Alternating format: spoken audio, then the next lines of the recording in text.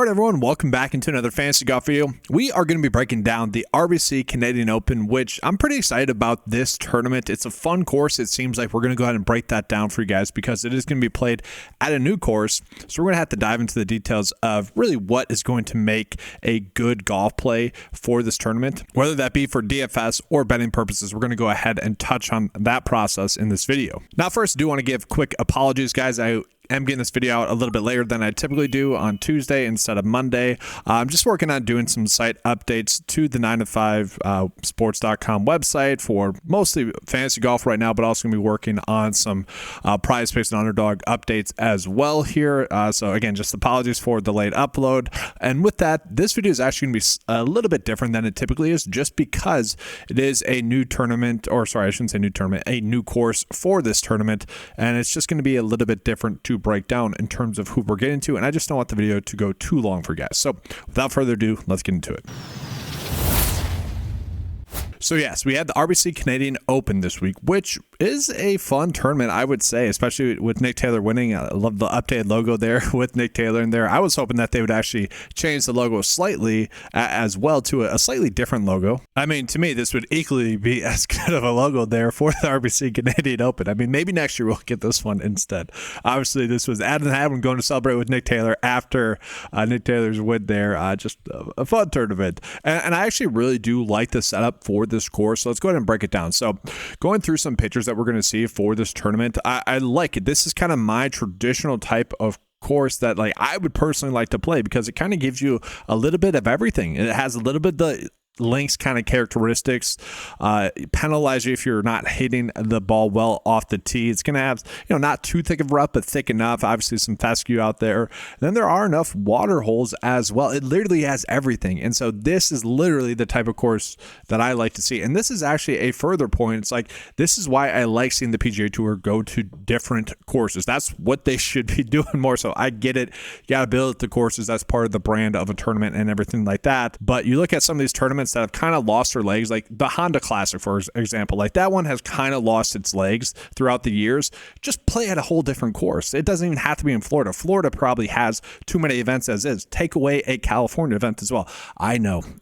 The reason why that is because it's money in the bank pretty much for those sponsors, and I get that. You're playing at well-established courses, well-established fans. It's tradition. I get that. But let's get some more fun courses out there like this. And so this has sneakily become one of my favorite events of the PGA Tour cycle is the RBC Canadian Open. Now, you would argue one of the bigger defenses for this course is going to be kind of the rough length. Also, the well-protected placements of the bunkers can be had there. So very strategically placed bunkers, which again is going to make the course play a little bit more difficult. And so all that leads to me believing that accuracy is going to be a premium at this course in the sense that we're going to be wanting to target golfers that are going to be good in terms of total driving, okay?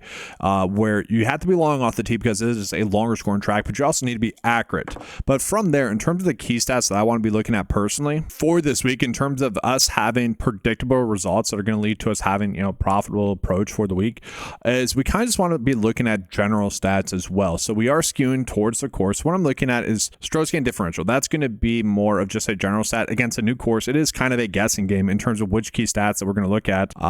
If you guys want to dial in a little bit more, you can. Obviously using the 9 to 5 custom model, you guys can really change whatever you want. But because it's a par 70 course, we are focusing on par 4 scoring. But then again, given the length and given kind of the setup of the course, I do think we want to just be looking at total driving and ball striking. Okay, golfers that are long, but also accurate. Okay, that's what we're looking at. And so when we do that, Alex Smalley's popping up in there, Keith Mitchell, Kevin Roy, Ricky Castillo, Oleson, Alex Noren, limited sample size, Corey Connors, Rory McIlroy.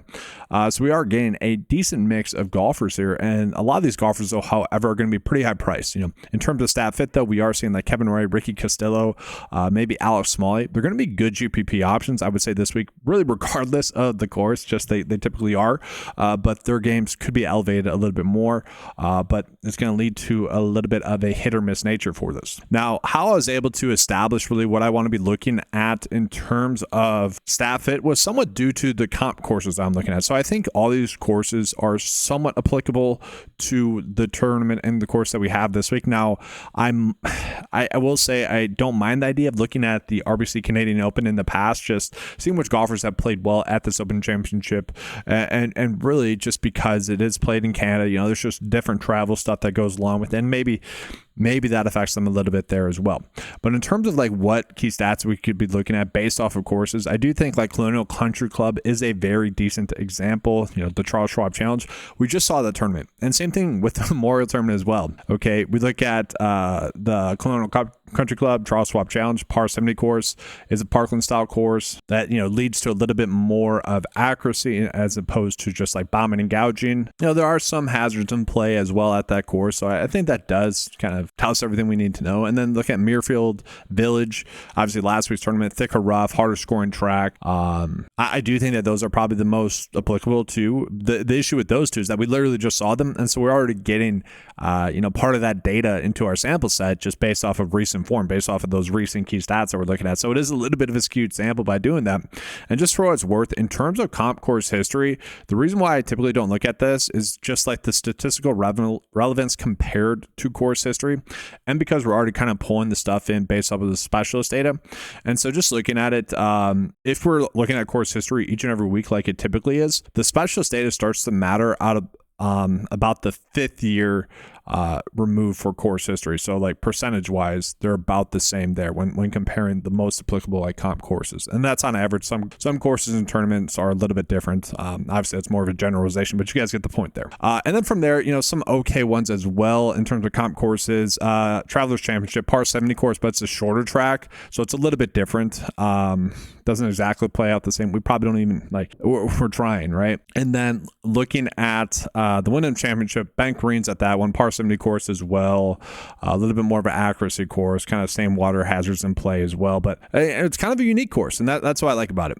So we can use comp course history. I don't think that's a bad thing, but I don't care as much this week. I'm probably mostly going to be looking at specialist data. Which golfers are going to be the top specialists in the field for us? And I think this is what's going to matter the most. And so John Kiefer, we can take him out, like small sample size, don't really care about that.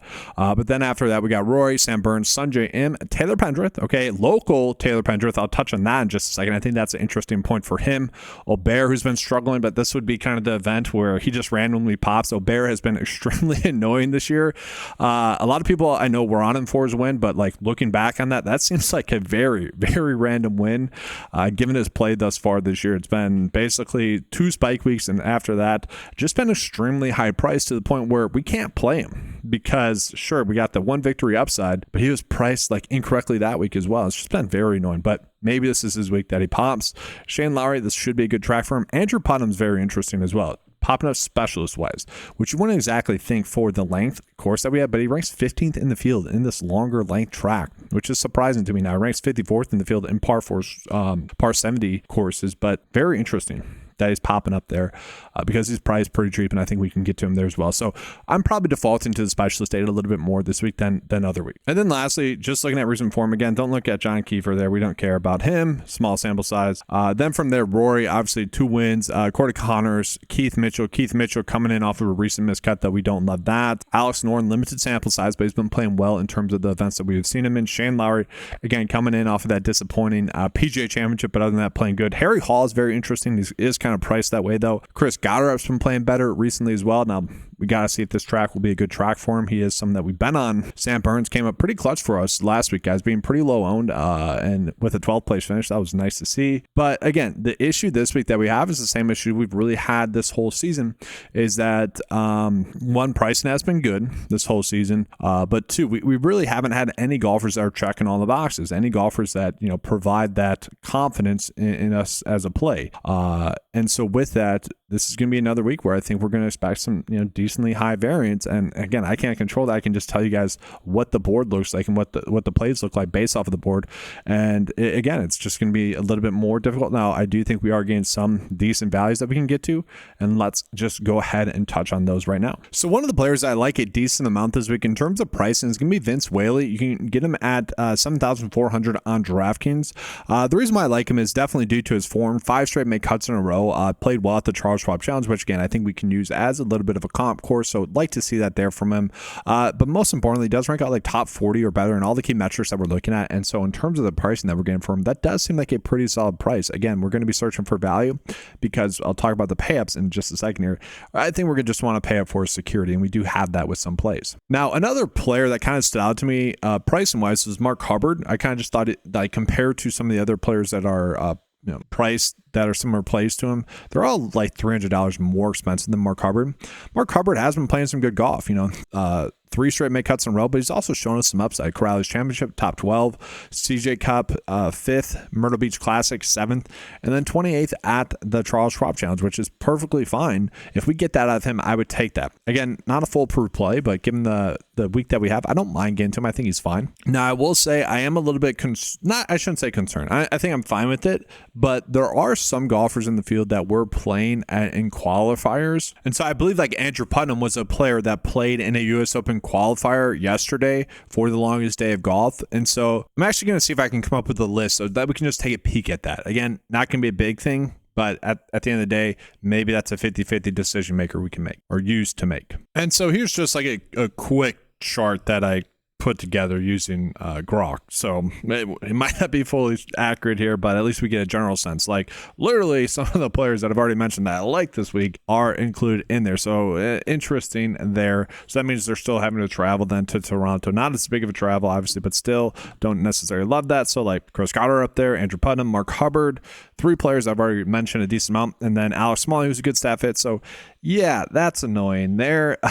We'll see what we can do with that.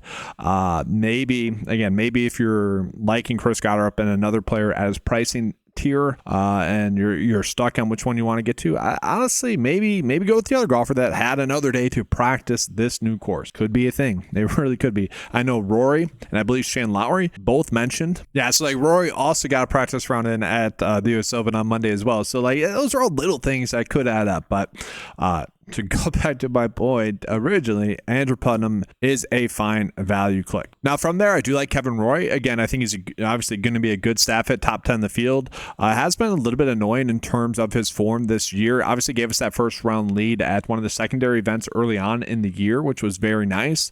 Since then, hasn't exactly been playing well. 15th at the CJ Cup, like that there. But really, what we'd be playing him for is to get a made cut, and at $7K again to make cut, I think it'd be fine with. And so I will say some values like Lee Hodges, Quade Cummings, and Stephen Fisk all right here are interesting clicks to me. I wouldn't mind getting to them, but also not necessarily players I think we need to go out of our way to target. Rosner there as well, I think is fine. Justin Lauer's another player that I know played in a qualifier. So we do have a decent amount of players in the field that did that. But to me, one of the most kind of intriguing, somewhat value plays to me is actually Ricky Castillo, who Kevin Roy and Castillo have basically been the same plays, it feels like, this season thus far. Where the weeks that you're going to be on them are basically the same because they are typically really good stat fits for that week because they're both very good total drivers and very good ball strikers. And that's what we're seeing here with Ricky Castillo. Now, the interesting thing here is when we look at that stroke gain differential stat, which is literally as it sounds, he ranks out 20th in the field, which is obviously really good there. Course history-wise, again, we don't really care about that because it's comp course history. The one thing that does concern me, though, however, is his specialist rank, guys. He ranks out 87th in this field in specialist rank. So although he's a good stat fit, he typically hasn't played well at these types of tracks. So with the green widths, with the rough amount, with the type of greens, okay, so we do worry about that there as well. So that kind of does it for the values that we can be on. Let's go ahead and talk about the studs, but I do want to just real quickly talk about one thing here as well. So let's talk about golfers that are extremely likely to have course ties. Okay, so golfers that are within the Toronto area. We got Taylor Pendrith and David Hearn, 2 Canadians. Now, Taylor Pendrith is actually a good starting point for some of the payups that we can be on. I do think he does make for a good outright bet this week, guys. You can get him at 28-1 on most sites. He has been someone that has been a little bit annoying form-wise this year. So we see a 12th last week, a 5th, and then also a 5th mixed in there for his recent form, number 7. But we do see a mix of just kind of bad golf mixed in there. It seems like his game just slipped up a little bit, and we're back to like peaking Pendrith, if you will. kind of like that. And so if we're getting that from him, I think we're sitting pretty. And he is a good total driver, good ball striker, so we like that aspect there for him. Specialist-wise, 5th in the field. And yeah, he's a Toronto guy, so you would almost imagine that he's gotten this type, played this course at least once before. You always worry about the kind of narrative there. We see this happen a bunch where if a golfer does have those local ties, they're either giving us that really high upside result that we want, or they're being very disappointing and missing the cut and really playing terribly because they're putting a little bit too much pressure on themselves. So I do think it comes with some risk, but at the same time, I do think the reward is that he can go out and win. Now, from there, if we just go ahead and also take a peek at golfers that are very likely to have ties as well, you got Mackenzie Hughes in there, and then possible ties as well, or likely ties. We can open up that list a little bit more, but the thing with it is not all the golfers that are playing in the field have those local ties. Actually, Kevin Roy, let's see this. This one's interesting. That's actually fascinating because he's a New York guy. I doubt he's played it, but interesting there that he's popping up in there. We're really just looking at Taylor Pendrith there, and then obviously we have Corey Connors there as well, who Corey Connors does rank out extremely well. It really just depends on whether or not you want to get to Rory. Rory obviously is going to be a great play, but you just worry about where he's at mentally. He's had some weird things happen recently, and if you want to pay up for him, you can actually fit both of those two into your build somewhat. I don't want to say easily, but it is something we can do. Corey Connors, though, is also interesting. Okay, Corey Connors, obviously a Canadian guy. You would expect him to play well at this event. When we think about golfers that are good in strokes gained differential, typically a good ball striker, total driver, although not necessarily the case thus far this season, but he's a 11th best specialist. Stat fit's obviously really good. He just is an extremely safe golfer, and so I really don't mind him. But yeah, if we're not getting to him, I do think really the issue is any of these other payups are also good. Like Shane Lowry, you do expect to make the cut and play well at this type of event. This is a course that really does suit his game. Rory, to me, I know the data likes Corey Connors a little bit more. Rory, I would equally say is a good play, but maybe the driving accuracy woes does get to Rory a little bit this week. We'll see if that ends up mattering, and maybe he is looking ahead a little bit too much to the U.S. Open. But at the same time, what is Rory playing for, right? Honestly, like he is probably just playing for majors, I would assume. But it's weird because he really the mentality for him does seem like it shifted after capping off the career Grand Slam, and so I don't know. I'm kind of on a wait and see approach with Rory. Now that being said, something like Robert McIntyre I think makes a lot of sense, not only for DFS purposes but also for outright purposes, especially if you're not getting to Rory. So I like Corey Connors, I like Robert McIntyre, and I like Taylor Pendrith. All those golfers would be good golf clicks for us for outrights and DFS. You can get them at 28-1 there as well. And what we're just talking about good outright bets, let's just take a peek at the golfers that had the best outright takes. And we are getting some. Let's see here. So Shane Lowry, what? I did not see that coming. So Shane Lowry. And we continued our streak last week, guys, with Sky Scheffler being a good outright bet winning. That's not really saying too much, I know, but nice to see that. So good outright bets continue to win. I think that's like 8 straight events now with Sky Scheffler winning. But we have one this week, and that is Shane Lowry. You can get him at 22-1. Fascinating. Now it's a little bit skewed, full disclosure, because we are factoring in comp course history. So let's just also take a peek at possible outright bets as well. That does open up it a little bit more. Nick Taylor's popping up in there, obviously a previous winner of this event. We're getting to Taylor Pendrith. So I actually think this is a pretty darn solid betting card. I don't know if we would have to differ from this too much unless you're getting to Rory, which you can still at 4-1. Maybe get to Corey Connors as well. I think I'd probably do that. But I think this is a pretty strong list. Sungjae is very much hit or miss. We know that. Sam Burns has been playing much better recently. If his game has been trending like it has been and continuing to be there, I think he makes for a good outright bet there as well. Nick Taylor's been pretty hit or miss, but he is someone that obviously does turn up, and when the vibes are correct for him, he is producing some good results. From there, let's talk about some other payups. We got Harry Hall and then Keith Mitchell as well. I think they're both two pretty good plays here as well. Both of them have been, for the most part, playing some very good golf thus far this season. So those are all going to be good clicks for us as well. And then one thing I will say, I just saw a quote about Luke Clanton, pretty much just saying that he doesn't want to play for LIV. He wants to play on the PGA Tour. He doesn't need to play for money, which was good for him. It's a good head on his shoulders there, especially at this point in his career. And so with that, I do just want to get into a quick first look build, kind of just recapping some of my thoughts for this week. I do think we could go more of a fair and balanced build. I do think Gainer Corey Connors is going to be correct, but we're going with more of a total driving and ball striking theme here, which I do think is fine. But let's go ahead and see what the 9-to-5 lineup builder is telling us to do. And so just real quickly here, guys, showing you guys what the 9-to-5 lineup builder was able to spit out to us. Somewhat of the same thoughts. It does like Alex Smalley, who I easily could have ended up on as well. Ryan Fox, I do think is is interesting as well. I think I would actually like him a little bit more if he wasn't coming in off of a recent victory there, but he's interesting. I think it'd be a fine click, but basically going off of the same themes that I just mentioned to you guys. Now that's going to do it for this video, guys. Make sure to give a like and subscribe to the channel. Do appreciate that. If you guys want access to any of the tools that you saw in this video, make sure to head on over to 9to5sports.com. Get access to all the fantasy golf tools as well as all the prop tools for $10 a month. And again, I will be pushing some updates here. Hopefully this week here. Maybe tomorrow. We'll see. But that's going to do it. Thanks for watching. Good luck. And as always, let's keep cashing.